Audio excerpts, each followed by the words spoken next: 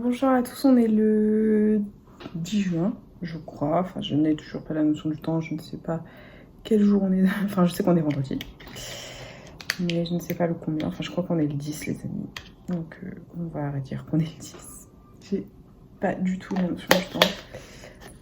Depuis que je suis en congé parental, je perds la notion du temps, mais c'est pas grave, c'est pas problématique pour moi.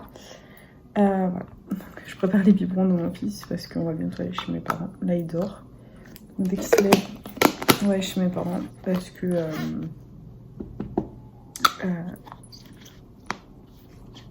mon chéri finit très tard ce soir.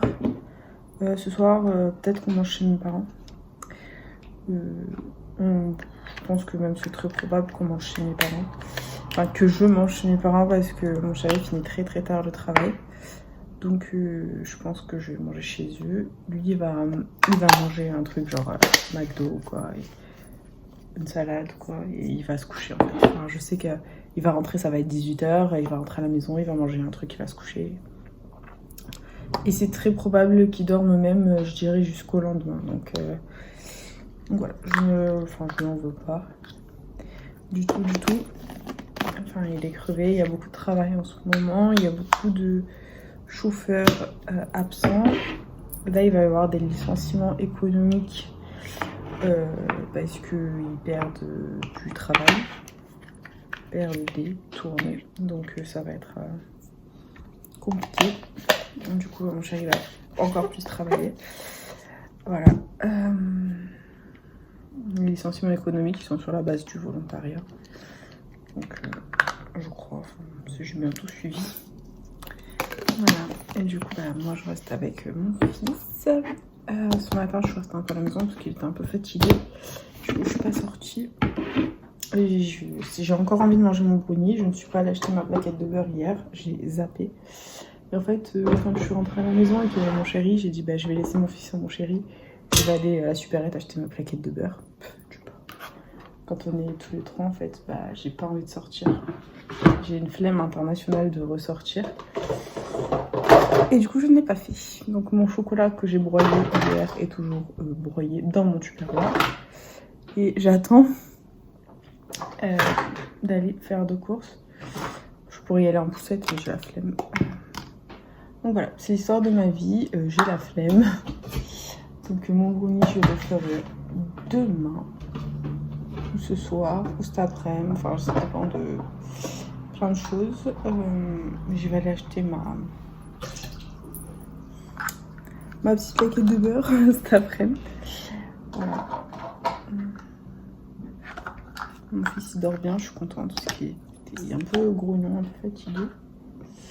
Donc voilà. Avec papa on va manger. Donc mon père et moi le midi on se casse pas la tête. Tous les midis c'est sandwich. C'est un jour un sandwich. Sauf hier on a fait crudité. J'avais fait une grande crudité. Mais sinon c'est un jour un sandwich. Donc aujourd'hui c'est sandwich saucisson. J'adore un sandwich saucisson, je kiffe. Je ne refuse plus de saucisson depuis que j'ai accouché. Voilà. Donc je ne refuse plus du tout. Parce que je suis pas très charcuterie, mais le saucisson c'est un truc... je kiffe. Mais j'adore le saucisson. Et c'est vraiment le truc qui m'a marqué pendant ma grossesse, c'est le saucisson, quoi. J'ai pleuré de joie. J'ai même posté la vidéo de moi mangeant du saucisson après avoir accouché, quoi, sur TikTok. Franchement, c'est ce qui m'a manqué le plus, en fait.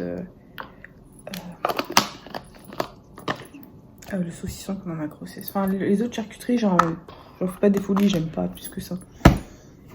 Mais le saucisson, les gars, c'était ma vie pour du saucisson. Donc voilà, aujourd'hui c'est sandwich saucisson avec des chips. On mange mal le midi avec mon père, on le sait. C'est notre kiff, on mange mal, on prend l'apéro, on mange des chips. Le soir on mange un peu plus équilibré. Mais le midi, un truc compliqué.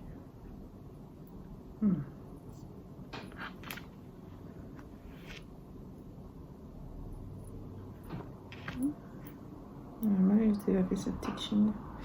Ça va retourner au lavage. Hop, je vais la relaver et la restériliser. Je suis une maniaque en ce qui concerne les tétines de mon fils. quand elles sont mal lavées, je les relave. Et je stérilise mes biberons. Donc il y a plein de gens qui m'ont dit oh ça sert à rien de stériliser les biberons de ton fils. Les gars, je stérilise les biberons. J'ai pas envie qu'il chope un muguet ou quoi. On m'a dit oui, ça sert à rien de stériliser les biberons parce que comment on m'a dit, parce qu'il faut bien que ton fils il touche à tout, hein, et qu'il soit au contact de tous les microbes et tout, nani nana. Je dis oui, je suis d'accord, mais j'ai pas envie qu'il chope un muguet pour autant. Ils m'ont dit oui, on m'a dit avec ses mains il va toucher à tout, nani nana, donc ça sert à rien de stériliser. C'est de l'histoire ancienne, hein, stériliser, on stérilisait il y a 30 ans, il y a 40 ans, maintenant on stérilise plus. Ok les gars, on stérilise plus. Je stérilise encore, je suis peut-être la seule à le faire, mais je le fais parce que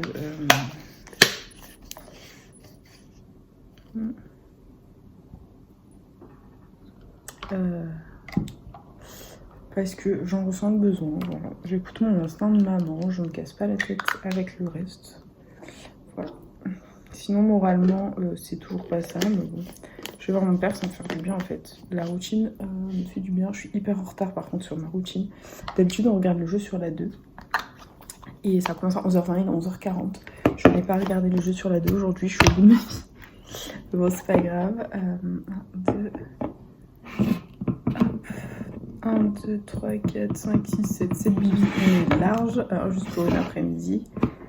Voilà, 7 bibis c'est fait. Le lait, on va le préparer ensemble. Parce que je suis toujours chargée comme une mule, ça me saoule en fait. Du coup, j'ai acheté des petits trucs pour les mettre des dosettes de lait. C'est plus pratique que... Là, vous me voyez pas. Hop. Voilà, là, vous me voyez un peu mieux. C'est plus pratique que les dosettes que ramener ma grosse boîte métallique de lait. Donc, voilà. Donc, je fais ça. Hop. 2, 3, 4, 5. Voilà, donc mon fils il prend, les bibis il prend entre 150 et 180, donc je fais des fois des 150, j'alterne 180. Moi en général il prend les 180, c'est très rare qu'il termine. Des fois il fait un 210, mais franchement c'est très très rare. Le 210, c'est très très très rare. Tu vas voir, enfin il prend 210, mais voilà. C'est du domaine du miraculeux. Hop. Là, à chaque fois, je vais checker le sac, lingette, bibi, le lait, couche.